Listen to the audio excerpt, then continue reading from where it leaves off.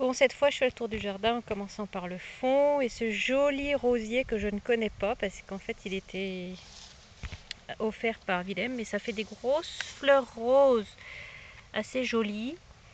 Ça craint un petit peu la chaleur, mais c'est une jolie rose, mais je ne sais pas du tout comment il s'appelle.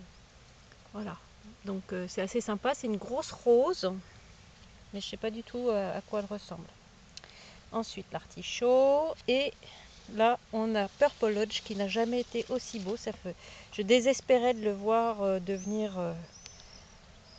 aussi fleuri. Pendant longtemps, j'ai cru qu'il fallait que je l'arrache, mais là, il donne le meilleur de lui-même avec beaucoup de boutons, beaucoup de fleurs. C'est vraiment super. C'est un cadeau qu'on m'avait fait et je ne pensais pas du tout qu'il se plairait dans le sol ici. Voilà, donc ça c'est Purple Lodge qui est en pleine floraison. La sauge à côté, et puis là c'était un gros fouillis vert. Je suis en train, avec le, vous voyez, en gros tas de crasse là, je suis en train d'essayer de nettoyer petit à petit. J'ai planté des pommes de terre dans le fond pour essayer de nettoyer le terrain. Voilà, donc la tour avec le coucher du soleil, tranquillou à cette heure-ci, c'est sans doute le meilleur moment avec le reflet du soleil, c'est assez sympa. On redescend sur la colline, sur la butte, les figuiers, qui est plein de figues. Je pense qu'il va falloir que je m'applique à les cueillir parce que, pour faire des confitures, parce qu'il y en a vraiment beaucoup. C'est une bonne saison. Alors mon compost, voilà le tas de tuiles, et puis le potager avec mon tunnel. Voilà, donc les pommes de terre, les salades, et on va s'avancer vers le jardin, qui est pas mal en ce moment. Il y a pas mal de rosiers qui commencent à fleurir ou qui vont commencer leur deuxième floraison. Donc voilà une énorme rose de foxtrot qui est toujours aussi fabuleux. Foxtrot qui fait des roses qui sont presque aussi hautes que larges. Des grosses boules comme ça, moi je trouve ça super. C'est le côté sympathique que j'aime de foxtrot, c'est qu'il fait d'énormes boules. Et puis j'ai mes iris. Je ne sais pas pourquoi cette année elles fleurissent beaucoup plus que les années précédentes. Elles sont particulièrement belles. Je trouve alors c'est une iris sauvage, mais je pense qu'elle est super. Enfin, je la trouve magnifique. Je la trouve élégante. C'est des grandes tiges. C'est vraiment très beau. Elle est d'un chic incroyable. Bon, là, il y a des fleurs un petit peu fanées, mais la fleur là de départ, elle est vraiment très belle. Je trouve ça. Alors, les araignées, les fourmis sont des grandes fans. Là, au pied, on a une bouture qu'Ortolan m'avait donnée. Je ne sais plus laquelle des deux. Il y en a une aussi près de l'artichaut que je n'ai pas regardé, mais enfin, elles poussent vraiment très bien toutes les deux. Ça, c'est une plante dont je ne me souviens plus le nom, mais j'avais trouvé ça sympa. En face de nous, là, on a, à côté de la touffe, on a Astrée qui prépare des boutons et qui pousse bien. Je suis assez contente, je l'ai planté ce printemps-ci.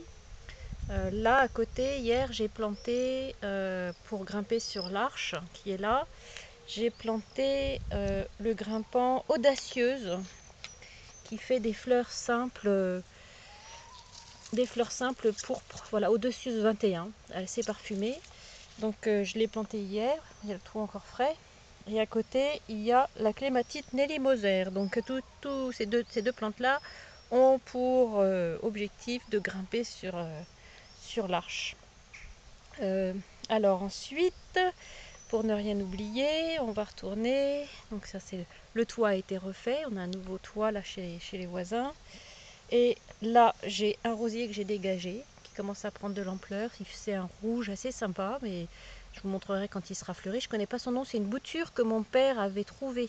Enfin, c'est un bâton que mon père avait trouvé quelque part au bord d'une rivière. Des gens qui avaient jeté des déchets végétaux. Il l'a ramené dans le jardin de ma mère, qu'il a planté, et c'est devenu un de nos rosiers favoris. Donc j'ai réussi à sauver tout ça. Ma mère a perdu son pied, mais moi j'ai réussi à le sauver. J'ai hâte de voir la floraison. Ça, c'est Durance, qui est comme d'habitude plein de boutons, mais qui ne va certainement en ouvrir que quelques-uns. Voilà, peut-être celui-ci. Voilà, il y en a toujours que un. Celui-ci, celui-là, peut-être vont s'ouvrir, mais c'est pas sûr parce qu'il reste beaucoup. Il reste longtemps fermé et il s'ouvre pas toujours. Enfin, il fait d'assez jolis boutons, mais c'est assez frustrant. Là, cette année, on a albérique qui est extrêmement fleuri, qui est vraiment joli. Alors là, on n'a qu'un petit bout, mais vu de la rue, c'est vraiment extra. Je vous montrerai des photos que j'ai faites. C'est fabuleux. Il descend vraiment très bas de l'autre côté du mur. Et il est vraiment très beau. Cette année, il est particulièrement fleuri. Et dedans, on a une clématite, je crois que c'est cardinal ou quelque chose comme ça, qui est aussi, je ne sais pas le printemps a été bon, je ne sais pas si c'est la chaleur avec les grosses pluies. Toujours est-il que, ou alors c'est parce que j'ai donné un bon soin aux plantes. Bon là, il y a des pucerons en quantité, mais derrière, on voit la clématite qui n'a jamais été aussi fleurie. Voilà, donc ça c'est Albéric qui s'étend. Ma vigne. Au pied de la vigne, on a The Fairy qui n'a pas encore ouvert ses boutons, il est tout en bouton. Je referai une vidéo quand il sera en fleurs. Et juste derrière, on a pareil dans une floraison extraordinaire cette année, je ne l'ai jamais vu aussi fleuri. Iceberg, qui était beau en feuillage au début de l'année, enfin en février, mais là en mai, on voit qu'il est parfaitement en fleurs. Je crois que c'est fabuleux. Je me délecte de ces fleurs. Alors j'étais pas fan des rosiers blancs, mais il a une délicatesse dans les pétales en fait qui sont des variétés de blanc. Je trouve que c'est vraiment très très beau. D'habitude, j'étais pas une fan des rosiers blancs, mais quand on voit ça, on ne peut pas. Le bouton là par exemple, il est particulièrement beau. Il y a eu une tempête qui l'a un peu fait tomber, donc il s'écroule un peu, mais sinon il est superbe. Il y a des roses qui sont vraiment très très belles. Là, celle-ci, elle est belle. C'est un blanc pur, vraiment impressionnant. Donc bon, il commence un petit peu à chloroser, mais sinon il est superbe. Il est très beau. Par contre là, le cœur de Marie est en train de sécher. Voilà mon petit pot. Ça faut que je mette des plantes dedans pour les mettre en suspension. J'ai toujours mes petits sédums. Et autre magie en ce moment dans le jardin, ce sont les énormes roses de Sweet Love. Alors, il est très clair parce qu'il y a beaucoup de soleil, mais c'est une rose énorme qu'il a fait cette année, les unes après les autres. Alors il prépare encore des boutons, mais les unes après les autres, il fait des roses monstrueuses. Je n'avais jamais vu faire des roses aussi grosses, pour dire la vérité. Voilà. La chaleur le fait défleurir rapidement. Les boutons sont toujours aussi beaux.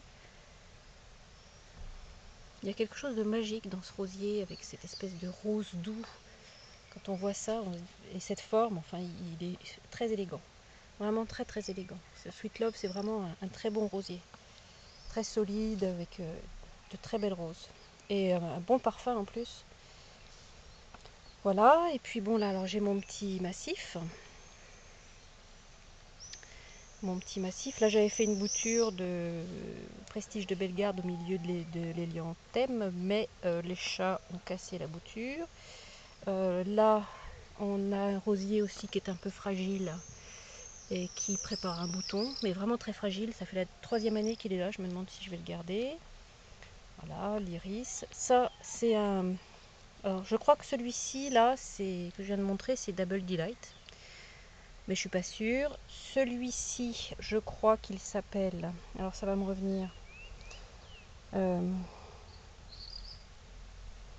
Je sais plus. Mais enfin, il est très vigoureux. Il était un peu fragile cet hiver, mais je l'ai laissé vivre. Et en fait, il a fait plein de grandes tiges. Il s'est bien repris. Je suis assez contente. Et à côté, pareil, un petit truc très fragile, dont je me demande si je vais pas l'abandonner, parce que ça ressemble à rien. Ça doit être Lune Bleue ou Waldstein, je sais plus. Et celui-ci, ben voilà, son nom va pas me revenir, c'est pas grave. Voilà, et Astrée qui pousse là. Et puis derrière, on a Audacieuse. Ensuite, je me retourne. Pas de rosier de ce côté-ci. Quelques petites plantations que j'ai faites, les campanules. Voilà, là j'ai mis un chardon bleu. Ici on avait Mermoz qui était encore en pot, qui était dans un pot là et qui a été transféré ici. Donc je pense que c'est Mermoz, hein. C'est un rosier que ma mère m'a donné, qui était dans le jardin de sa grand-mère, j'ai raconté l'histoire. Bah, je vais voir comment il se débrouille. Il y a une sauge derrière. Et puis là, ouais, voilà, je sais plus le nom. Un truc assez sympa qui fait des clochettes. Alors c'est un jardinier qui m'a, un type qui se spécialise, quand je lui parlais de mon goût pour les roses, il m'a dit moi je préfère les, voilà, et il m'en a donné 5 pieds et il y en a un seul qui a résisté. Il m'avait donné 5 bouts de pied, un seul a résisté et il est déçu. Je pense que ça va être beau, mais je ne connais pas bien la fleur. Voilà, j'ai des petites iris violettes qui sont en train de faire des fruits derrière. Voilà, là on a une superbe... ça c'est des fleurs, c'est une fleur naturelle qui pousse naturellement sur la butte. Comme un petit peu plus haut, on voit dans la lumière là-haut, on voit du 130 rubers. C'est ce qui pousse tout naturellement sur la butte depuis mon arrivée. Alors ça c'est de la hyperine, ça fait des grandes touffes bleues, ça attire beaucoup les insectes et c'est assez sympa. Je les laisse pousser et il y en a un petit peu partout, il y en a là, il y en a de l'autre côté, il y en a par là aussi avec les coquelicots au pied du figuier. Donc les campanules qui s'organisent toutes seules. Voilà, une belle touffe de graminées et derrière cette belle touffe de graminées, ou dedans plutôt, il y a mon pied de vintage qui commence tout juste à s'ouvrir. Devant nous, on a Bonica aussi qui commence à ouvrir ses premières roses. Là, il a fait très très chaud aujourd'hui, donc je pense que c'est ça qui décide les rosiers à fleurir. Voilà les jolies roses de Bonica. Une valeur sûre, un rosier solide qui n'a pas besoin de grand chose pour fleurir et pour faire des beaux bouquets de roses, vraiment gracieux. Là, depuis le printemps, j'ai une jolie anémone rouge qui n'arrête pas de fleurir, qui me donne aussi beaucoup de graines. J'espère que ça va repartir, que je vais pouvoir les semer. Voilà, donc je fais le tour de Bonica qui est toujours aussi sympa. Et on va voir Vintage de près. Je suis contente. Voilà, une première rose de Vintage qui est en train de s'ouvrir. Il a un parfum extra et j'espère que je vais pouvoir bien en profiter. Mon petit abricotier est derrière. J'ai une boîte qu'il faudrait que je ramasse. Les iris qui fleurissent doucement. Pareil, elles sont en fin de floraison là. Puis il y a les graminées qui fleurissent aussi. On voit le pollen. C'est pas bon pour les allergiques. Là c'est un peu le bazar en ce moment. C'est un coin assez sympa, mais c'est le bazar. Parce que je n'ai pas trop désherbé cette année. Voilà. Les géraniums sauvages, la vergerette, tout ça. Des petits sédums. Et surtout, je vais par là parce que dans l'enclos des poules, il y a Pierre de Ronsard qui est en train aussi de faire une de ses plus belles floraisons depuis très longtemps. J'ai d'autres angles, mais là, il est extra. D'abord, alors c'est pas moi qui l'ai choisi, parce que je suis pas fan de cette rose qui me semble un petit peu... ça fait quoi, œuf de Pâques. Il y a un côté... il y a un côté marketing en fait dans cette rose qui est presque trop parfaite, trop rose bonbon. Mais en même temps, bon, c'est mon mari qui l'a choisi. Et ma foi, cette année, il a fait une floraison assez extraordinaire. Voilà, donc ça c'est du 130 qui pousse naturellement ici, que je laisse pousser et fleurir, parce que c'est toujours sympa. L'enclos des poulettes, avec les poulettes. Les campanules, la sauge. Encore quelques campanules, puis des petits trucs que j'ai mis là, j'attends que ça fleurisse. Voilà, mon buis qui est devenu très beau. Et puis on va redescendre l'escalier, on va suivre le fil d'arrosage pour trouver ici un de mes semis. Ah bah alors, en fait il s'est défleuri très vite, on voit les pétales. La chaleur apparemment lui convient pas, les roses s'ouvrent, elles durent une journée ou deux.